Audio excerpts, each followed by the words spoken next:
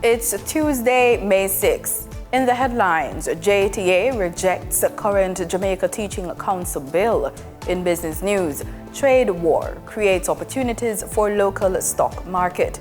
Regionally, Trinidad and Tobago eyes Grenada gas deal. And in sports, Windies ODI squad for UK named. This is the news on PBC Jamaica. I'm Simone Absalom Gale.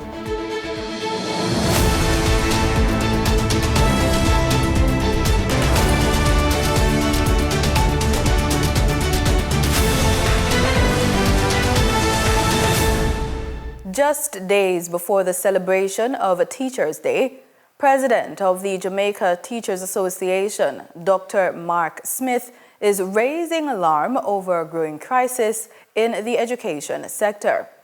As teachers voice increasing concerns over the proposed Jamaica Teaching Council bill, Dr. Smith warns there are significant flaws in the bill.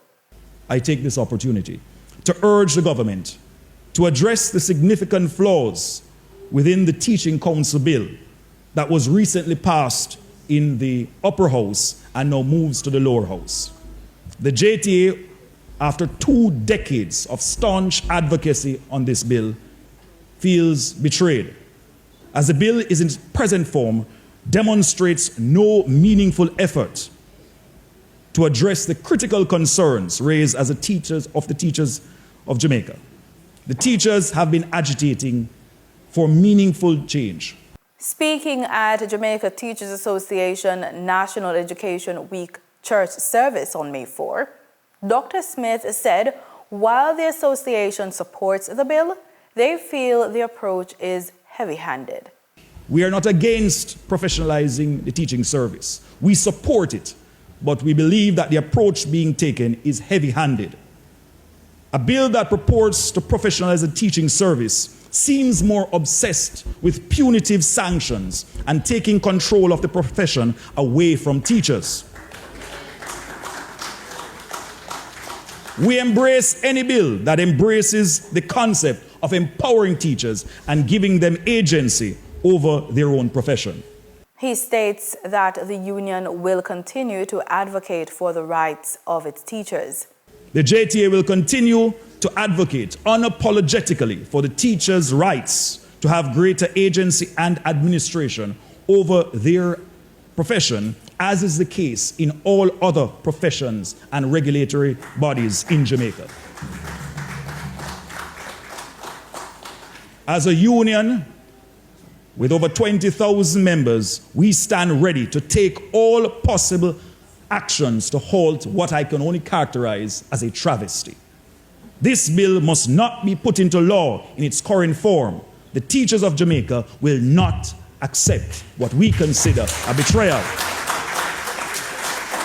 He's also concerned about penalties outlined in the bill, which could see teachers being fined up to $500,000 for not having a valid license, a fee he deems excessive. The JTA president also opposes provisions granting the JTC more disciplinary powers, including the ability to suspend or revoke teachers' licenses, even for matters already addressed by school boards. While supporting the bill's overall purpose, he is calling on the government to make critical revisions to ensure it supports rather than punishes educators. The former People's National Party councillor for the Ocho Rios division, Dr. Rohan Williams, has passed away. Mr. Williams, who lost a long battle with cancer, died on Sunday, May 4, in Washington, D.C., at the age of 54. Dr. Williams served as a councillor from 2012 to 2016 and was well known in his community, where he ran the Williams Medical Center on Main Street in Ocho Rios for over 20 years. He leaves behind his wife and 3 children. In today's Living Healthy report, we should bear in mind that we are what we eat. Heart attack prevention is important. It can be obtained through cardiovascular exercises and eating healthy foods. Go to the market or supermarket and buy some fresh fruits, fresh vegetables, eat lean meat and seafood, and drink lots of water. A heart attack can happen at any time, anywhere, as you will hear in Mary's story, captured by the Jamaica Information Service.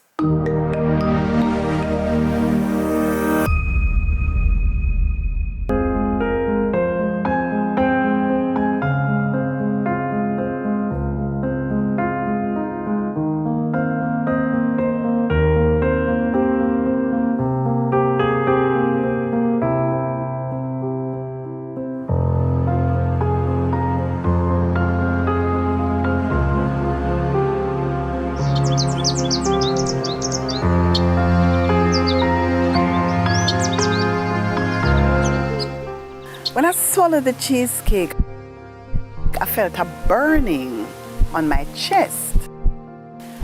And I said, what was that? I said, I wonder if it's what I had for lunch today. That was the first sign that something was wrong for theatre and media practitioner Rosemary Morris-Tinglin, who had a heart attack in 2017. Little did she know that while she was hanging out at her friend's home and enjoying some delicious food, that disaster would strike.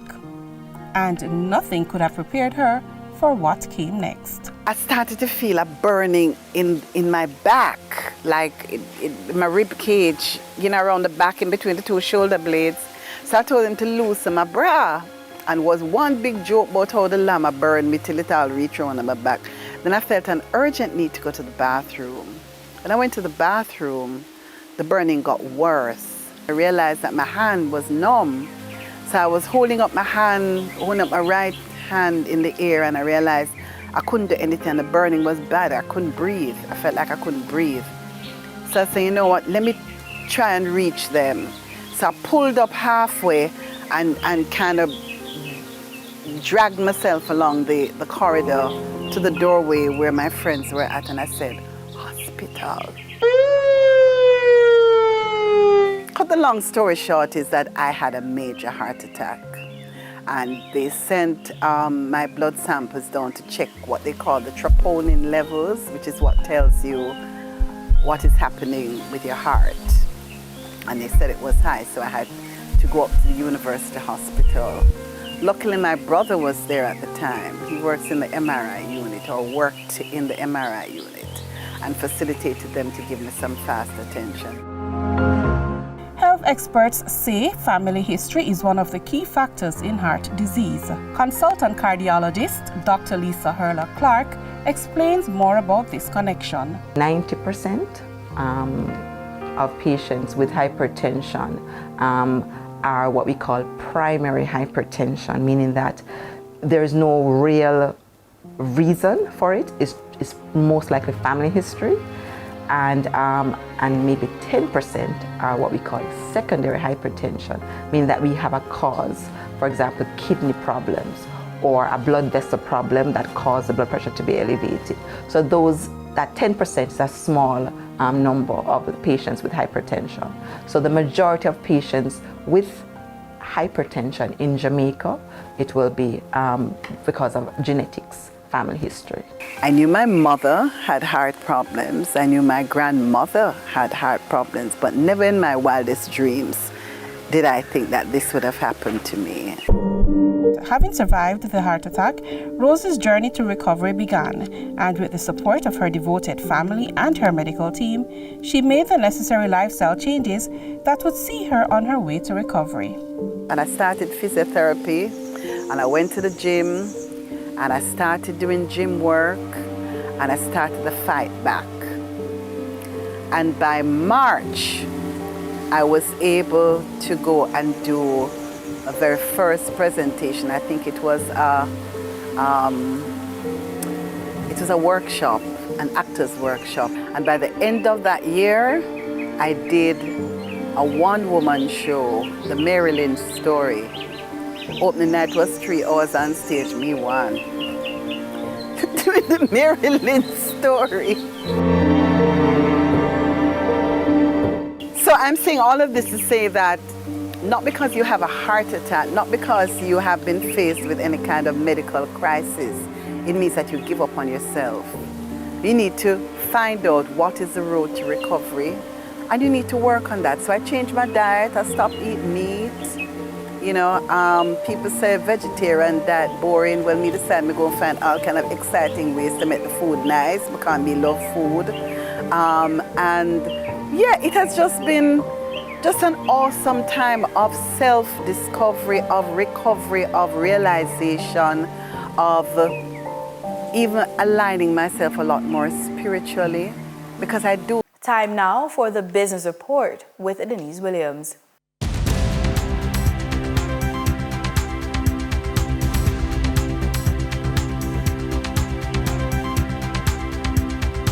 Welcome to today's Business Report. I'm Denise Williams, here to bring you the stories shaping the financial world and guiding your journey to smarter business decisions. Let's dive into the top headlines. Senior Vice President of Investment Banking at Barita Investments, Therese Kettle, told RJR News recently that the raising of the ceiling on the amount which can be raised by companies on the junior stock market from 500 to 750 million Jamaican dollars will lead to an increase in the market capitalization of these companies. She argues that more companies will then be going to the stock market to raise the extra $250 million permitted under the new regulations, which became effective on March 3, because interest rates will remain high due to acceleration in global inflation caused by the current trade war.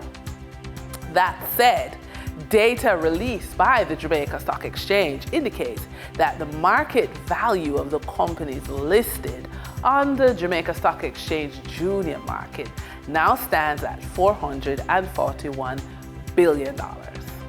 Tennyson Arnold has been appointed Group Chief Operations Officer of Proven, a Caribbean investment company. As Group COO, Tennyson will be responsible for overseeing Proven's operational functions across its subsidiaries and investment holdings in Jamaica, St. Lucia, Barbados, the Cayman Islands, and Bermuda.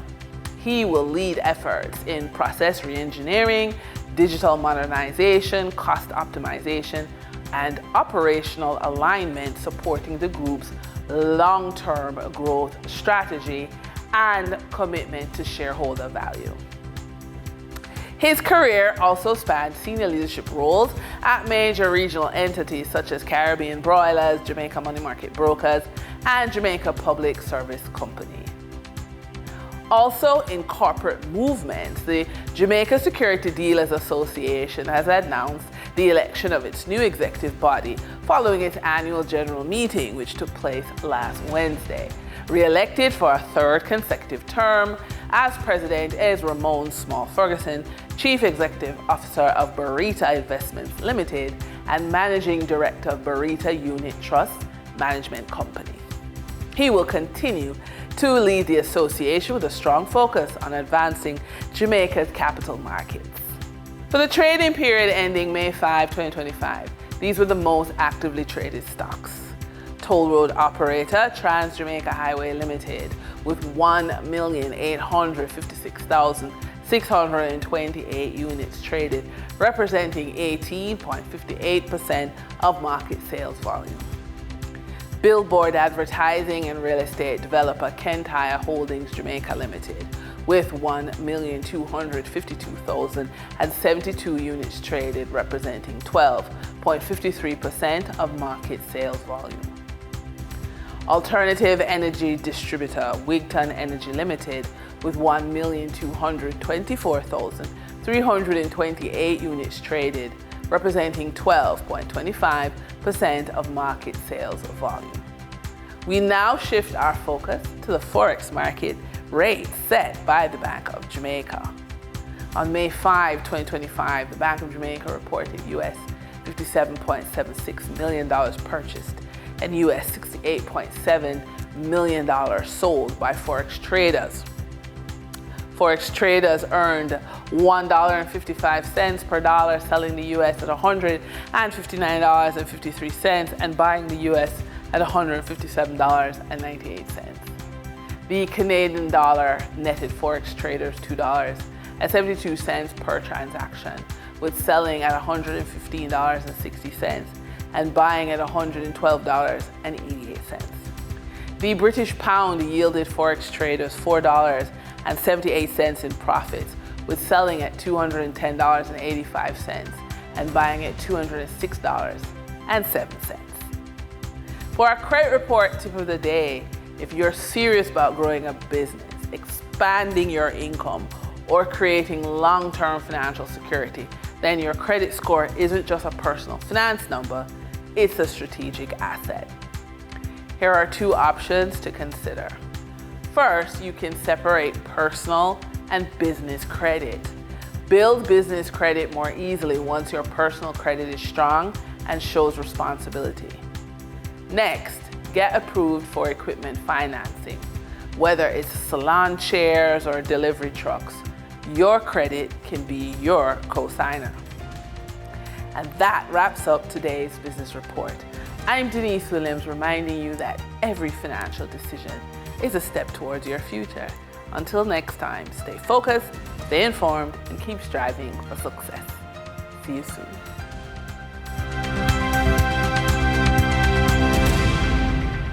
In regional news, Prime Minister Kamla Persad-Bissessar is setting a new course for Trinidad and Tobago's energy sector, one that moves away from the stalled Dragon gas deal and turns toward renewed regional partnerships and local gas exploration. Newly appointed Energy Minister Dr. Rudal Munilal says the government is focused on projects where Trinidad and Tobago holds full control, while industry veterans raise serious concerns about the decision to walk away from proven reserves. The Energy Chamber of Trinidad and Tobago has described a possible natural gas deal with Grenada as an exciting opportunity for both nations. The chamber issued a statement on Sunday in response to remarks made by Prime Minister Kamla Persad-Bissessar, who revealed plans to dispatch newly appointed Energy Minister Dr. Rudal Munilal to Grenada to explore opportunities for energy cooperation. But I have a surprise for you. I intend to send my Minister of Energy to Grenada, because I'm being told that Grenada offshore has more gas and oil than the Dragon field. So shall we explore that?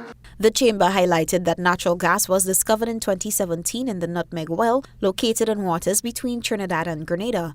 However, it noted that little information has been released about the find since then. Further, the chamber emphasized that if developed, the field could present significant economic benefits for Trinidad and Tobago. Meanwhile, former Energy Minister Stuart Young has cautioned the government against entering into new gas agreements with regional countries, including Grenada. According to TTT News, he raised concerns about pursuing fresh deals in the sector at this time. He also cautioned the newly minted Prime Minister not to dive into talks with other countries such as Grenada, Barbados and Suriname, as there are presently no proven reserves. He said the Raleigh-led administration already held discussions with those countries. The Nutmeg field, situated roughly 100 kilometers southwest of Grenada and within its maritime boundary, remains a relatively untapped source. Trinidad and Tobago and Grenada first signed a Memorandum of Understanding, or MOU, on joint energy exploration in September 2012. The agreement, signed by then Energy Minister Kevin Ramnarine and Grenada's Minister for Finance and Energy Nazim Burke, outlined plans for a broad range of cooperative activities, including joint technical programs and projects, collaborative seismic surveys and exploration, shared development of hydrocarbon reservoirs across maritime borders, and joint bid rounds for resource development. At the time, TNT's Ministry of Energy noted that it was the first such an MOU between Trinidad and a fellow CARICOM country, aligned with the revised Treaty of Chaguaramas, which promotes sustainable development of regional natural resources. Burke praised the agreement as a platform not only for joint exploration and exploitation of hydrocarbons, but also for skill building and technology transfer between the two Caribbean nations. Reporting for GBN News, Beverly Tellisford. The Energy Chamber of Trinidad and Tobago has welcomed the prospect of a natural gas agreement with Grenada after Prime Minister Kamala Persad-Bissessar revealed plans to send her new energy minister to explore possible areas of cooperation between the two countries. More details in this GBN news report. Prime Minister Kamala Persad-Bissessar's vision for the oil and gas sector includes partnerships with some of our CARICOM neighbors, and according to newly appointed Minister of Energy and Energy Industries, Dr. Rudal Munilal, there are intentions to revive exploration of one of the major gas fields within our territorial waters. Prime Minister Kamala Persad-Bissessar and newly appointed Minister of Energy and Energy Industries, Dr. Rudal Munilal, confirmed that the Dragon gas deal will no longer be pursued. The Dragon deal, as you know, is off given the emergence of another administration in the United States. That was always a problem and doubtful. We warned the government about that. I will not be eager to pursue arrangements and commit this country where we do not have full or complete control over the arrangements. This is a concern to former Minister of Energy and Energy Industries, Stuart Young. Speaking to the media at a press conference at Balizé House on Monday, Mr. Young called the move frightening. My concern is for Trinidad and Tobago. Why immediately, before you've even sat down and looked at a single piece of paper, including a 30-year license with Venezuela, say no? And this is a sting in the tail. Dragon gas is proven gas reserves that all it requires is 18 kilometers of pipeline to our closest infrastructure. However, Dr. Munilal said at the swearing-in ceremony for ministers and senators over the weekend that another local gas field will be looked into. That is a matter that our first government has been working on with NGC, I believe, during the People's Partnership. I will need quickly a status report on that matter and to take it to the Prime Minister and eventually the Subcommittee on Energy of the Cabinet and get guidance as to pursuing that. The minister also promised the initiation of talks with stakeholders in the private sector. I expect myself and Minister Kaiser to have early discussions with all the stakeholders, not just, of course, in the public sector, but, of course, in the private sector and the international private sector. And that will involve a discussion on Atlantic Trade One. Dr. Munilal and Mr. Kaiser spent their first official day at the Ministry of Energy and Energy Industries engaged in discussions with the Permanent Secretary and senior officials at the ministry. Ayana Carter, TTT News. The Minister of Energy and Energy Industries informed TTT News that he will provide further details regarding the Dragon gas deal. As of the latest updates, Dr. Munilal remained engaged in meetings as he took up his position at the ministry's helm on Monday. Grenada's human rights record came under the global spotlight on Monday as Roxy McLeish Hutchinson, Permanent Secretary in the Ministry of Foreign Affairs, led the country's delegation at the 2025 Universal Periodic Review in Geneva. Supported by legal affairs official Ray Thomas, the team faced praise and pointed recommendations from nations including Germany, Guyana, and Iceland, ranging from women's rights to calls for legal reform on same-sex relations and the death penalty.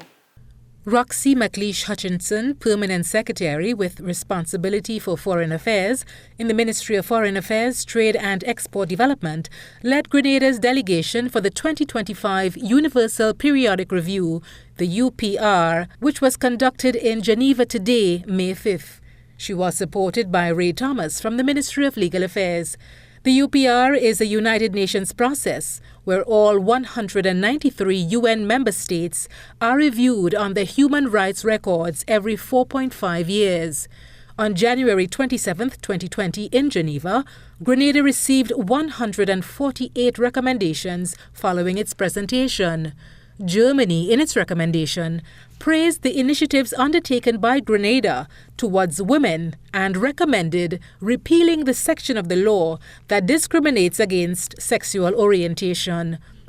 Germany welcomes the delegation of Grenada and commends Grenada for its efforts to respect, protect and promote human rights, including to combat violence and discrimination against women and with respect to economic, social and cultural rights. Germany also commends Grenada for cooperating with the UN human rights system, including treaty bodies. Guyana, in its presentation, welcomed the draft Sex Offenders Registry law and the changes made to the Education Act, which increased the age at which children can leave school. We join others in commending the delegation for their comprehensive report. We commend Grenada on the many strides it has made since the last cycle in implementing recommendations from the last review and the passage and enactment of several important legislations, which include the compulsory school age legislation of 2024. Our commendations to Grenada for addressing the pension reforms for the public sector employees and the ongoing collaboration with the International Labour Organization to address the conditions of work. In sports, we put the spotlight on cricket. Cricket West Indies has confirmed a 15-member squad set to compete in 6 one-day internationals. 3 versus Ireland from May 21 to May 25, followed by 3 against England between May 29 and June 3.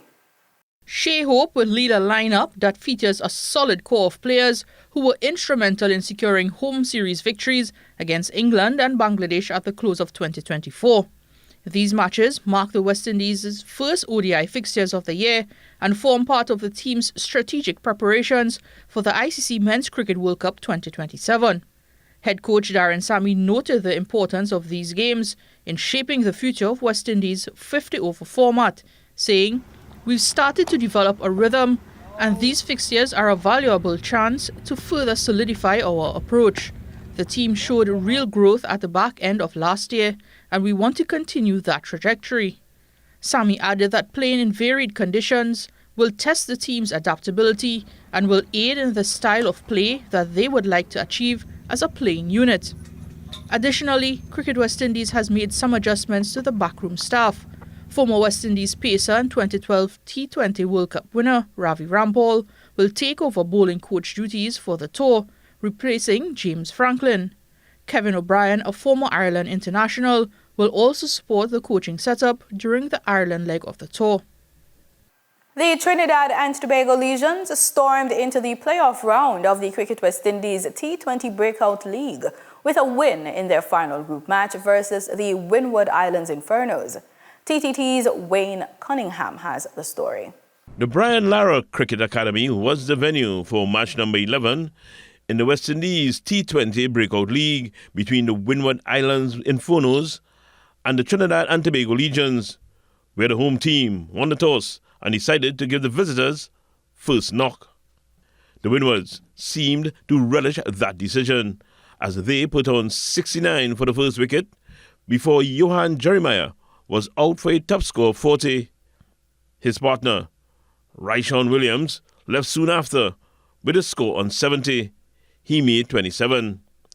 The same score was on the board when Captain Alec Atenes departed for 1. 31 from Teddy Bishop and 36 not out by Shadrach Descarte helped bring the score up to 162 for 7 at the end of their 20 overs. Navin Bidesi took 2 wickets for 18 runs in his 3 overs, while Jed Gooley took 2 for 16 in 4. Bidesi then put in a match-winning performance with the bat, hitting 56 not out in 40 balls with 6 fours and 2 sixes. There was also an even half-century from Christian Taunton as the TNT Legions convincingly completed the chase in 18.1 overs, reaching 164 for the loss of 4 wickets. The Legions have completed their group stage campaign and will have a tense couple of days as they await the results from matches on Tuesday and Wednesday, which will determine if they top the standings and go directly into Saturday's final. Wayne Cunningham, TTT Sport. And that's it for the news on PBCJ. Thanks for watching.